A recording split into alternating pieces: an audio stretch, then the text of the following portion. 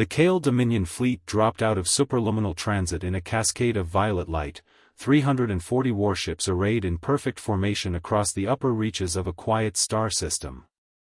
High Admiral Vreth stood at the observation deck of his dreadnought flagship, the Absolute Sovereignty, and watched the tactical display populate with scattered signatures of 11 human defense stations, small, underpowered, spread thin across the system's inner rim.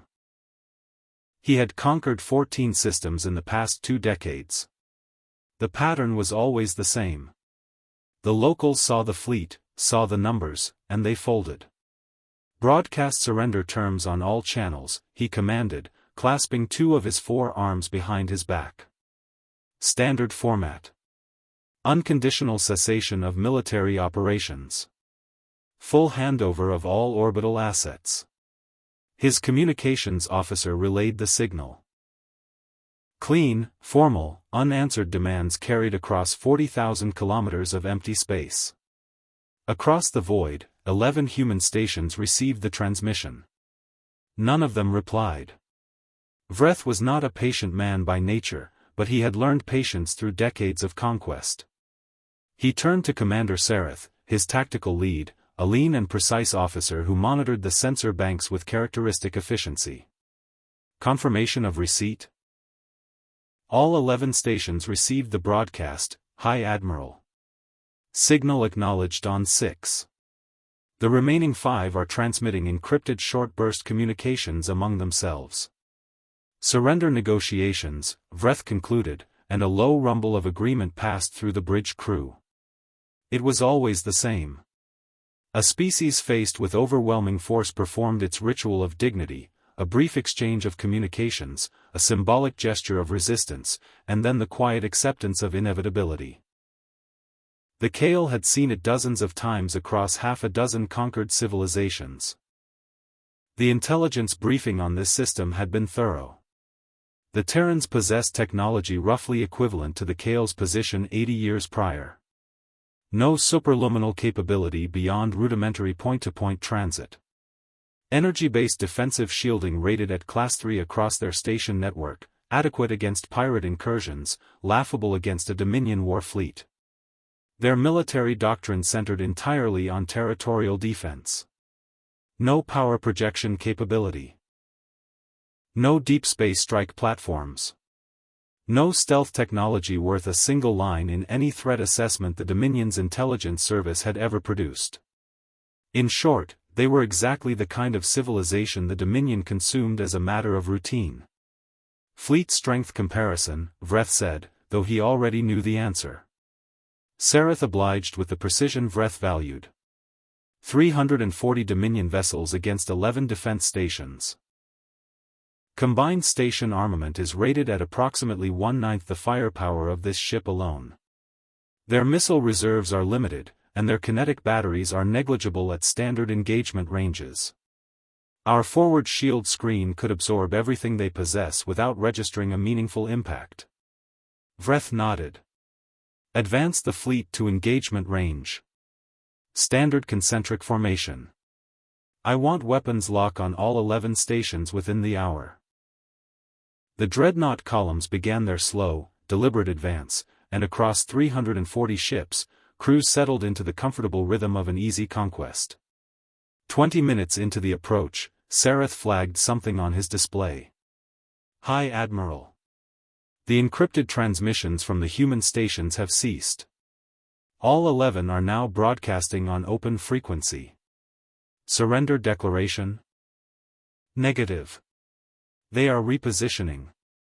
Sareth's secondary eyes flickered to the tactical readout. Minor course adjustments. Microburns, very small thrust profiles. They are tightening their orbital configurations. Vreth considered this for a moment. Station crews closing gaps in their defensive line before an engagement was textbook behavior, barely worth noting. Noted. Continue advance.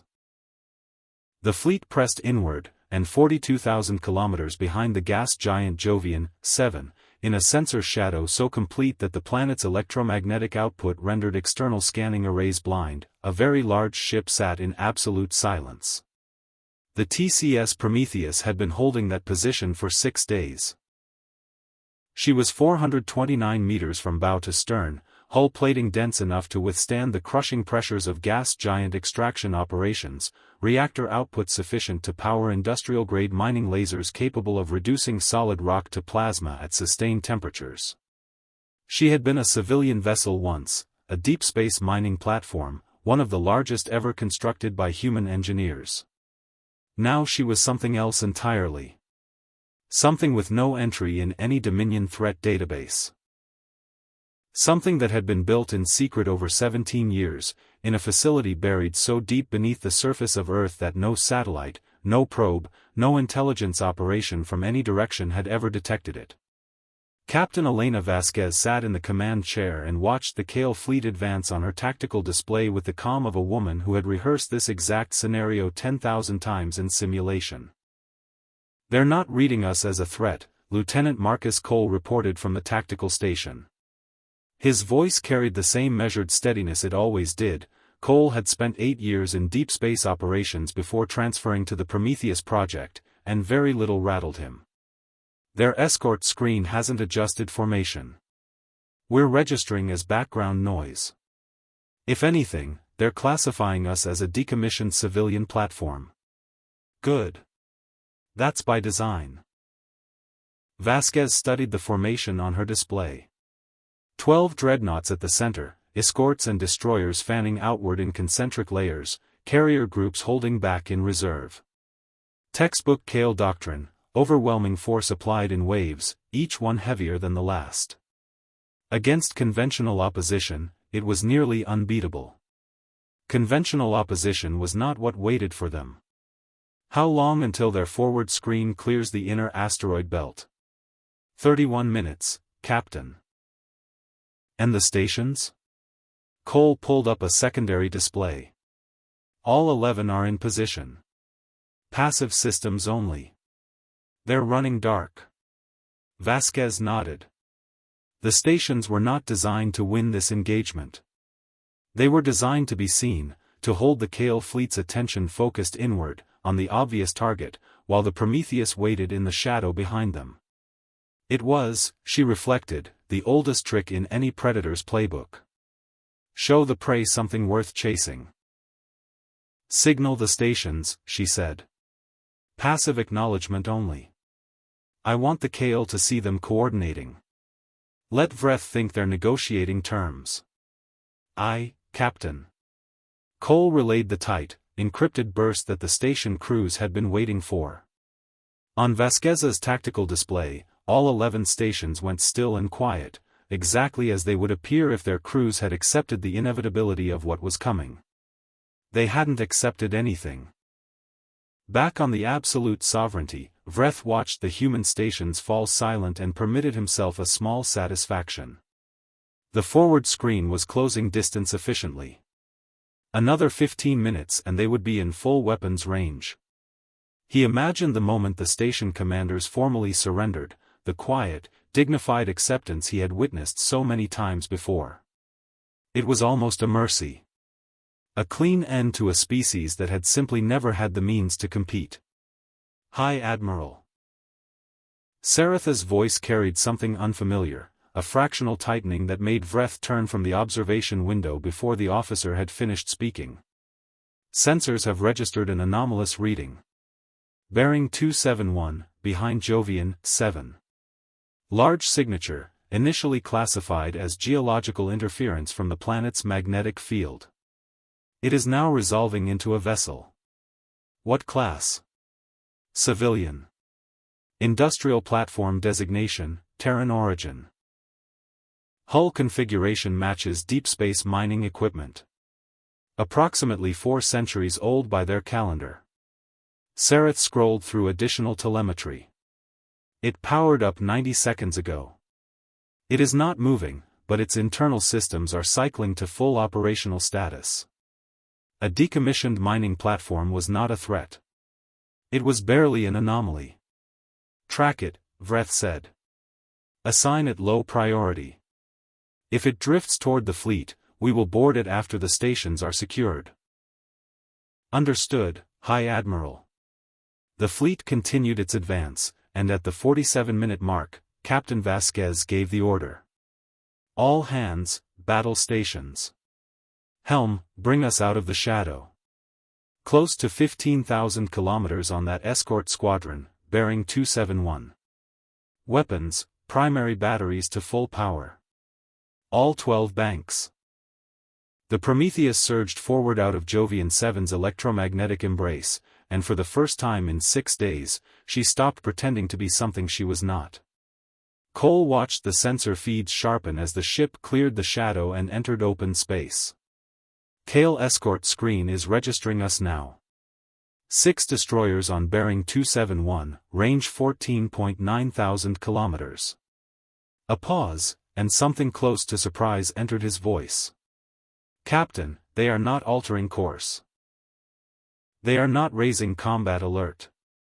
They are still classifying us as a civilian vessel. Of course they are, Vasquez said, very quietly. She checked the targeting display one final time.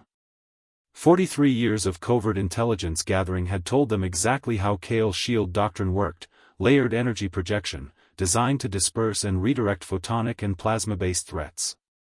17 years of classified weapons development had built the answer. 12 dense core mass driver banks, each one repurposed from industrial boring equipment and upgraded to fire rounds at .03 C, rounds that were not photons. Not plasma. Not anything that Kale's shield technology had ever been designed to stop. Kinetic mass. Pure, simple, and absolutely indifferent to energy fields. Weapons? 12 banks charged and locked, Cole confirmed. Targeting solution confirmed on all 6 destroyers. Optimal engagement range. Vasquez gripped the armrest of her command chair, and for one moment the calm fell away and something older and colder and harder settled into her expression. Let them see us, she said. No stealth. No deception. Let them know exactly what is coming. The Prometheus did not hide. She made no attempt to mask her weapon signatures or disguise her intentions. She simply pointed 12 mass driver batteries at 6 Kale destroyers and opened fire. The first salvo crossed 14,000 kilometers in less than half a second. On the bridge of the Absolute Sovereignty, the alert reached Saratha's station 4 seconds before the rounds arrived. Contact, the industrial platform has activated weapon systems, he reported, and his voice had changed. The easy confidence was gone, replaced by something sharp and urgent. 12 weapon contacts. High Admiral, these are not energy weapons. They are kinetic. Dense core mass drivers. Firing at .03 C. Those rounds are going to. He did not finish the sentence. The first round struck the destroyer Kale Ascendant and passed through her Class 3 shield matrix as though it were not there. Dense metal at 30,000 kilometers per second punched through the starboard hull, detonated inside the reactor compartment, and tore the ship apart in a bloom of white fire. 41,000 crew, erased in less than 2 seconds. 5 more rounds from different batteries hit the remaining escorts in the same pass. 2 destroyers lost their engine assemblies entirely, a third took a round through its fuel handling system and began venting atmosphere into the void, and a 6th round struck the 4th ship's breaching reactor and triggered a secondary detonation that engulfed the 5th destroyer in expanding plasma. 6 destroyers. 1 salvo. 11 seconds. The bridge of the Absolute Sovereignty held silence for exactly 3 heartbeats before Vretha's voice cut through it, stripped of patience, stripped of satisfaction, carrying nothing but cold and focused calculation. What was that? Sarath looked up from his station, and the uncertainty in his expression was something none of his colleagues had ever seen on his face before. High Admiral, I have no classification for that vessel in any registry. Its hull matches a civilian mining platform, Terran origin. But the weapons array is entirely non-standard. 12 mass driver banks powered by a repurposed industrial fusion reactor. Those rounds carried enough kinetic energy to penetrate Dreadnought-class shielding at standard engagement range. Vreth stared at the expanding debris field on his tactical display where 6 escorts had been moments before. The tactical part of his mind was already calculating, fleet repositioning, shield reconfiguration, counter options. But beneath the tactical analysis, a quieter question was forming. One that had nothing to do with the weapon specifications or the ship's hull configuration or the 11-second engagement that had just erased an entire squadron from his fleet. How long had the humans known they were coming? And 15,000 kilometers away, on the bridge of the Prometheus, Captain Vasquez watched the debris field bloom across her tactical display. She said nothing for a long moment. Then she turned to Cole, and her voice was perfectly steady and carried the weight of 43 years of preparation behind every word. That was one squadron. How many more escorts are within range of our primary batteries? Cole checked his display. The corners of his mouth twitched. All of them, Captain. Vasquez didn't wait. She kept her eyes on the targeting display and began drawing solutions on the next wave of contacts with the same deliberate calm she brought to everything. Continuous fire, rotating banks. Don't let them analyze our reload cycle. She glanced at Cole. Give me a count. Everything within 40,000 kilometers. Cole's hands moved across his station without hesitation. 47 contacts. 3 dreadnoughts, 14 destroyers, 22 escorts, 8 corvettes. Main body of the fleet is holding at 60,000, they haven't committed the reserves yet. They will. Vasquez watched the second salvo leave her batteries, 12 rounds streaking across the void in the time it took to draw a breath. Vreth is a cautious commander. He'll bring those dreadnoughts forward to screen his smaller ships. He'll stack his shields 3 layers deep and try to absorb the rounds. Can he? No. Her voice carried no bravado, no theatrics. Just the flat certainty of a woman who had spent 17 years preparing for this exact moment. But he doesn't know that yet. Let him find out the hard way. On the bridge of the absolute sovereignty, High Admiral Vreth was already issuing orders. The shock of watching 6 escorts evaporate had lasted exactly as long as it took his tactical mind to process the data, 3 heartbeats, no more. And then 30 years of command experience reasserted itself with the cold precision of a well-maintained mechanism. All dreadnought captains, advance to engagement range. Concentrate shield output, triple layered, maximum deflection. He did not turn from the display. Deploy the carrier groups. I want fighter screens on every approach vector to that platform. 2,000 intercept-class aircraft between my fleet and those weapons. Sareth spoke from behind him, and his voice carried an edge that Vreth had rarely heard from the man. High Admiral, preliminary analysis on the kinetic rounds. At .03 C, each projectile carries sufficient energy to penetrate a Class 5 shield matrix. Our dreadnoughts are rated Class 4. The bridge held silence for exactly 2 seconds. Vretha's response was ice. Then we overwhelm with volume. Saturate the engagement zone with enough mass to degrade their targeting. If we cannot stop the rounds, we make certain every one of them hits something expendable before it reaches a vital ship. And get me a power-down estimate on that platform's reactors. I want to know how long it can sustain this rate of fire. The answer, as it turned out, was a very long time. 12 dreadnoughts surged forward, shields blazing at maximum output, a wall of layered energy pushing through the dark. Behind them, 6 carrier groups disgorged their fighter complements. 2,400 intercept-class spacecraft screaming outward on fusion drives, tasked with closing the distance and bringing the engagement into a range where Kale technology might still hold some advantage. They never got the chance. Vasquez had already shifted her targeting priorities. The escorts were scattering, small targets, and each round spent on them was a round not spent on something that mattered. The carriers were what mattered. Destroy them, and 400 fighters per ship ceased to be a threat before they ever cleared the hangar bays. Prioritize carriers, she ordered. 4 rounds each. I don't want a single one of those flight decks operational. The salvo crossed the gap in under half a second. The first carrier took 2 rounds simultaneously, one punched through the starboard flight deck and detonated inside the ship's structural spine, the other struck the reactor housing and converted everything within 50 meters into expanding plasma.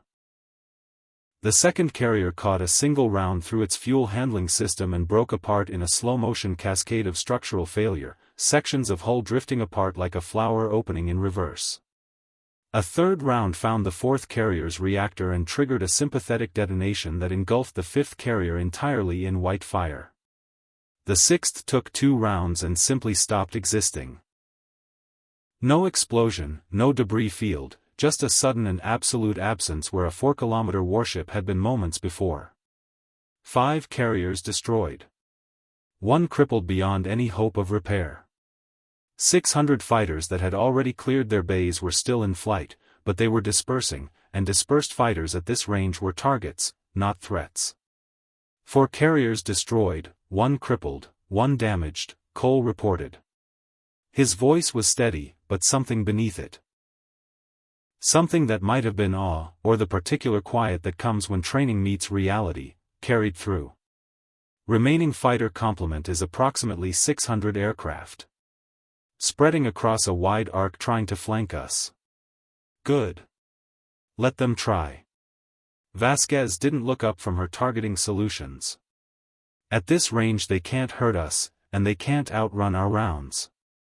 Shift back to dreadnoughts. 15,000 kilometers away, on the bridge of the escort frigate Kale Persistence, Commander Orith watched the carrier groups die. She had served in the Dominion Navy for 22 cycles. She had seen ships destroyed before, escort actions, border skirmishes, a single brutal engagement during the conquest of the Vethrani system where she lost 2 corvettes in the same pass. But she had never seen destruction on this scale. Not from a single enemy vessel. Not like this. High Admiral, she transmitted, keeping her voice level through an act of will that cost more than any physical effort in her career. This is Commander Orith, Frigate Persistence. Requesting permission to withdraw to a defensive position beyond sensor. Vretha's response came back before she finished. Clipped. Absolute. Final. Negative. Hold position. You will be needed. Orith closed the channel and stared at the tactical display. Needed, she thought. For what? To be destroyed in a different order? She said nothing further. There was nothing left to say. Back on the Prometheus, Cole suddenly raised his head from his station with an expression that broke from his usual composure. Captain. The stations. All 11 are powering up simultaneously. Vasquez's expression didn't change, not a flicker, but she shifted her attention to the secondary display Cole was already pulling forward. The readout showed all 11 defense stations cycling through a startup sequence, but it was not the standard defensive array activation she had seen rehearsed 100 times in simulation. This was something else. They're dropping their shield arrays, Cole reported.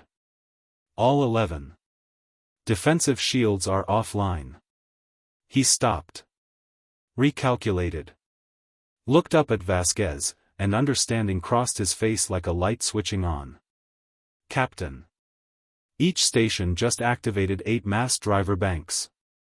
Smaller caliber than ours, but the firing solutions overlap across the entire inner rim. 88 batteries total. Every Kale vessel within 60,000 kilometers has at least 4 stations with a direct line of sight. Vasquez nodded once. That's the idea. On the absolute sovereignty, the same data hit Saratha's station at the same moment, and for the first time in his career the officer did not filter his report through regulation composure before delivering it. High Admiral. The 11 defense stations have activated kinetic weapon systems. Mass drivers, 88 batteries combined, distributed across the inner rim in overlapping arcs of fire. They have targeting solutions locked on every vessel in the engagement zone. Vreth stared at the tactical display. The stations he had dismissed as trivial, as obstacles to be swept aside after the primary engagement was concluded, had just revealed themselves as the outer ring of a trap that had been waiting for him since long before his fleet crossed into this system. He ran the math. 88 mass driver banks plus the 12 on the platform. 100 batteries total, positioned to cover every angle of approach, every retreat vector, every formation his fleet could adopt. How long have they been prepared for this? He asked. The question was not directed at Sareth. It was directed at the intelligence reports that had told him this system was routine. At every assumption he had made in the 50 minutes since his fleet dropped out of transit. Sareth answered anyway. Unknown, High Admiral. The conversion is undetectable from external scanning. We had no indication. How long? Vreth repeated, very quietly. No one on the bridge answered him. The stations fired. All 11, simultaneously, 88 rounds crossing the engagement zone in parallel streams of dense core mass. Each projectile traveled at 0.03 c. Each one carried enough kinetic energy to punch through Dreadnought-class shielding without registering a meaningful deceleration. They did not discriminate. They struck dreadnoughts and destroyers and corvettes and the surviving escorts that had been trying to regroup behind the larger ships. They punched through triple-layered shield matrices as though the energy fields were not there. They found reactors and hull plating and crew compartments and structural spines, and they ended ships that had been state-of-the-art warcraft 30 seconds before.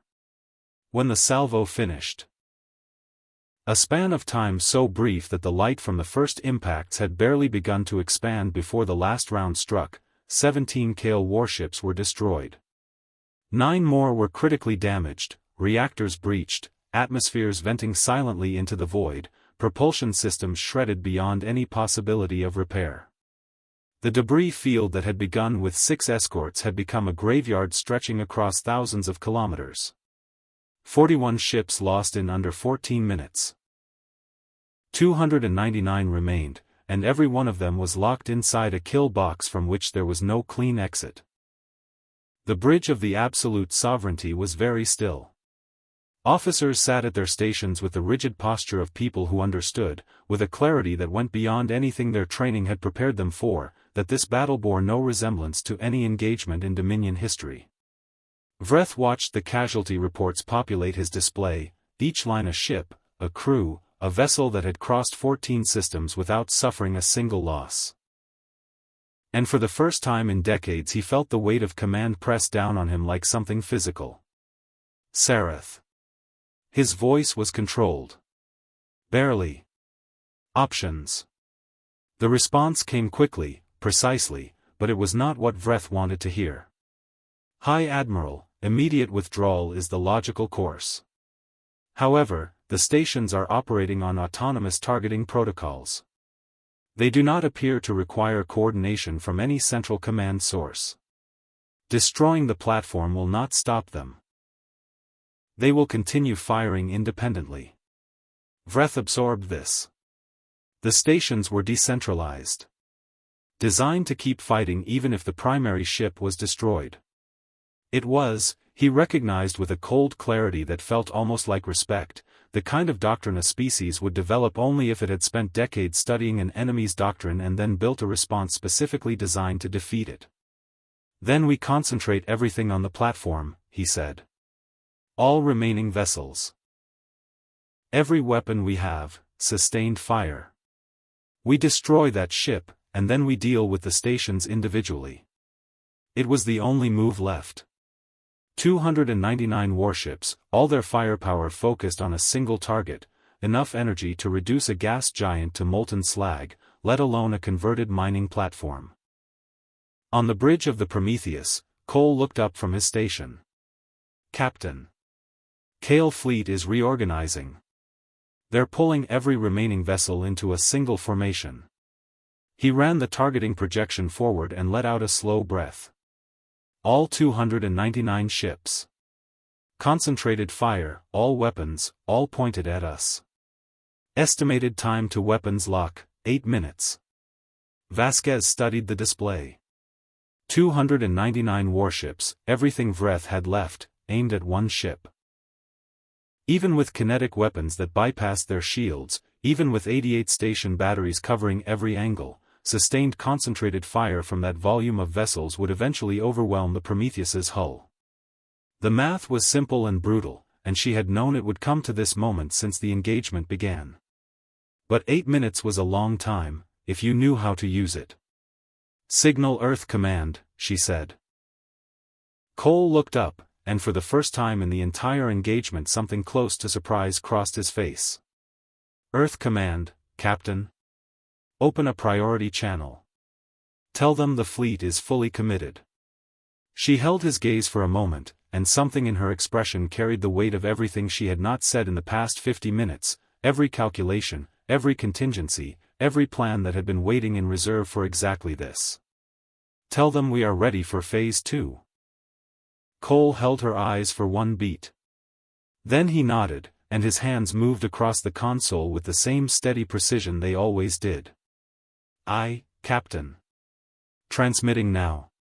299 Kale warships turned as one, shields at maximum, weapons charging, every barrel and battery aimed at a single converted mining platform floating in the wreckage of their escort screen.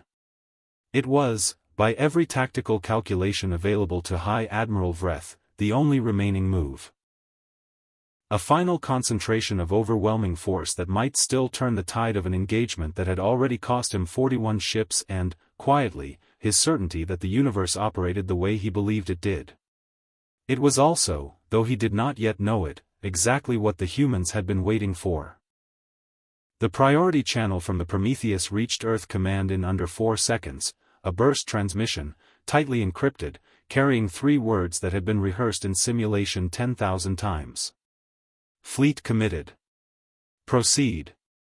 On the far side of the system, behind the ice giant Kronos 3, a ship identical to the Prometheus in every meaningful way powered up in silence.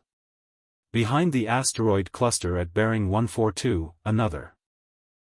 Tucked into the thermal shadow of a derelict mining station at bearing 319, a third. 2 more emerged from positions so carefully chosen that the Kale fleet sensor arrays, even at full power, had never registered them as anything other than background noise, geological formations, stellar debris, the ordinary clutter of a system that had been industrially exploited for 2 centuries. 6 ships. 6 converted mining platforms, each carrying 12 mass driver banks. 72 additional batteries, all of them pointing inward at the single point in space where 299 Kale warships had obligingly gathered themselves into one concentrated formation. The trap had never been the Prometheus. It had never been the 11 stations.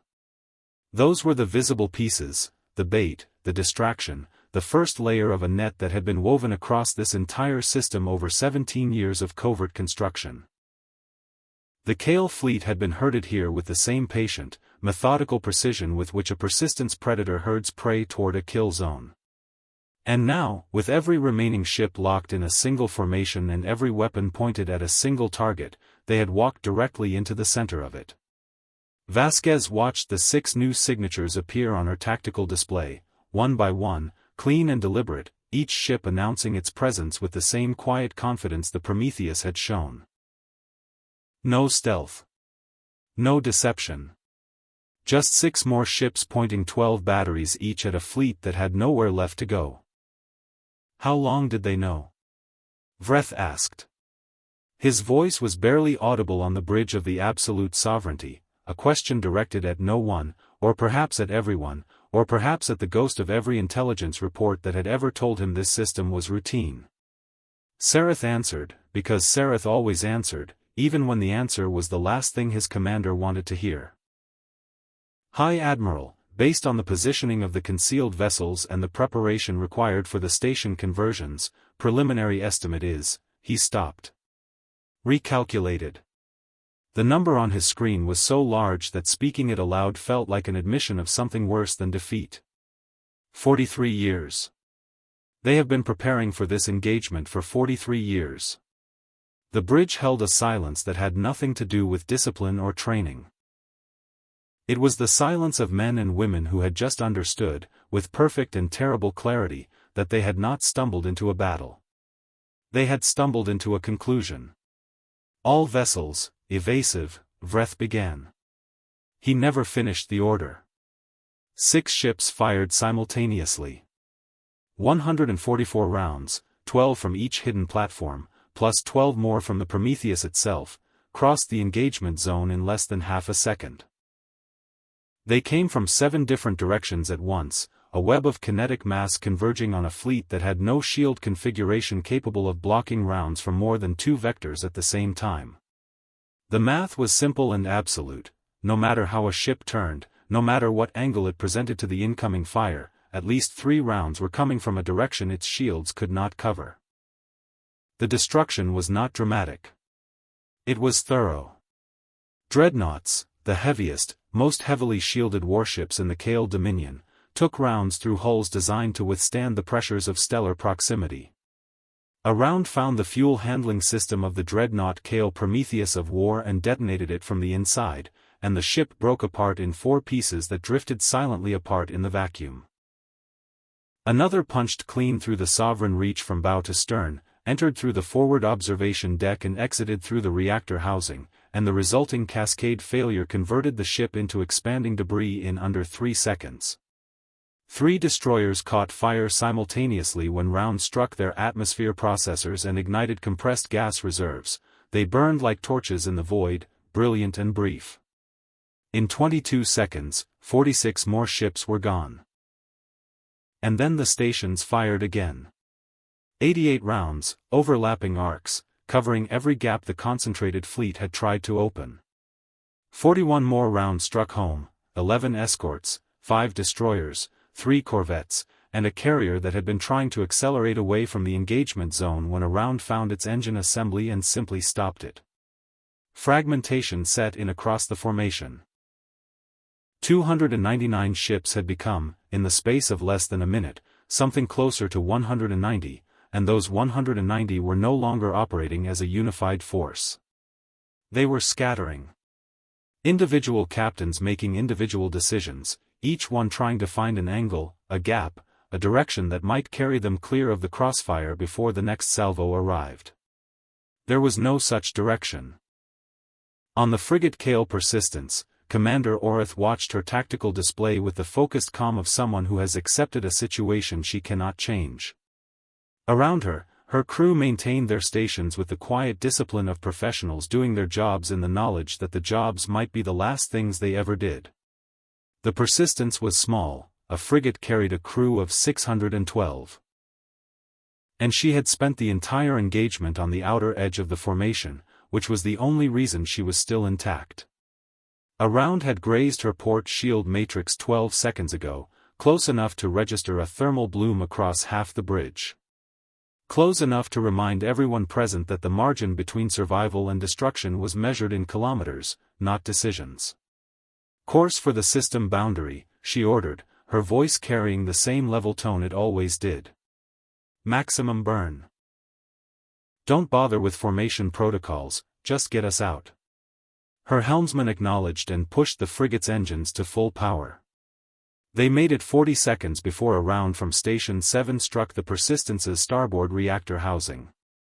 Orith felt the impact through the deck plating, a shudder that ran through the entire ship like something alive flinching. Emergency lighting flickered on. Damage reports cascaded across her display in a wash of red. Reactor 2 is gone, her engineer reported. Running on Reactor 1. Enough for life support and minimal thrust. We're not going anywhere fast. Orith studied the tactical display one final time. The engagement zone behind them was a graveyard, expanding debris fields, disabled ships venting atmosphere, the silent aftermath of a battle that had lasted less than 4 minutes in its most intense phase. She opened a channel and transmitted a single burst, Persistence to absolute sovereignty.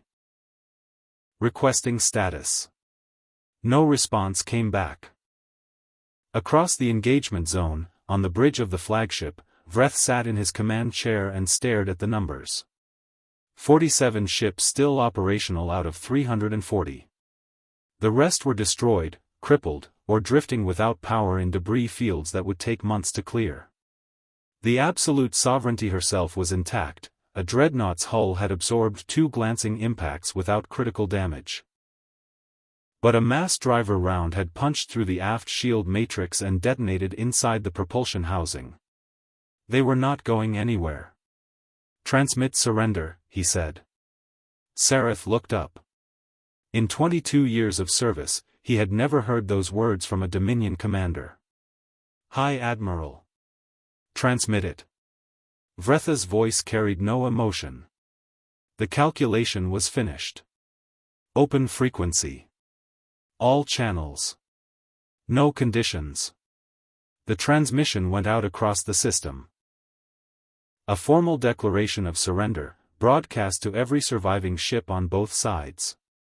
It was the first time in recorded Dominion history that a High Admiral had surrendered a fleet in the field. Vreth had conquered 14 systems in his career. He had faced resistance on 7 of them. None of those engagements had lasted more than 3 days. This one had lasted 90 minutes, and it had cost him everything. On the bridge of the Prometheus, Cole read the transmission and looked up at Vasquez. The tactical display showed 47 Kale warships still broadcasting, most of them damaged, most without propulsion, all of them acknowledging the surrender their High Admiral had ordered. "They're done, Captain," Cole said. Vasquez studied the display for a long moment. 293 Kale warships destroyed or crippled. 47 surrendered. 0 escaped. The largest single engagement in human history, beginning and ending within a single system, lasting from first contact to formal surrender in under 90 minutes. "Casualties?" she asked. Cole pulled the report, the quiet cost that no victory could erase. Station 4 took a glancing hit during the first exchange. 17 crew dead, 42 injured. Station 9 lost power during the second phase, 6 crew lost to atmosphere venting before emergency systems activated. He paused. 23 dead. 42 wounded. That's the full count. 23 dead against 293 enemy ships destroyed. Against a fleet that had carried 4 million crew members into this system. Vasquez closed her eyes for exactly 3 seconds. Then she opened them, and her voice was steady. "Send medical teams to Station 4 and Station 9. Get me a channel to Admiral Morrison at Earth Command. Full debrief." "Aye, Captain." The debrief transmission carried the engagement data to Earth Command, and from there it spread, carried by sensor records, by the distress beacons of 47 surrendered warships, by the simple and undeniable arithmetic of what had happened in this unremarkable system on the edge of human space. Across the galaxy, the data arrived faster than any diplomatic channel could process it. On the border worlds of the Quilix Confederation, a senior officer watched the footage 3 times before transmitting a single-line report to her government: "Sol System is not a conquest target. Sol System is a trap."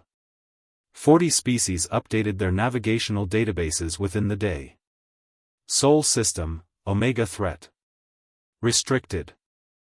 Back on the bridge of the Prometheus, Vasquez stood at the observation window and looked out across the wreckage of the Kale fleet, the debris fields, the drifting hulls, the 47 surrendered ships broadcasting their acknowledgments into the void. Behind her, Cole coordinated with Earth Command, processing the debrief, managing the 100 small details that followed the end of any engagement. The work never stopped. She said nothing for a long time. Then, very quietly, as though speaking to no one at all, or perhaps to the 23 dead, or to the 43 years of preparation that had made this moment possible, or to the species that had built a weapon out of patience and stubbornness and the simple, unshakable refusal to be conquered, she spoke. "They called it a death world," she said. Cole looked up from his station. Vasquez did not turn from the window. They were right.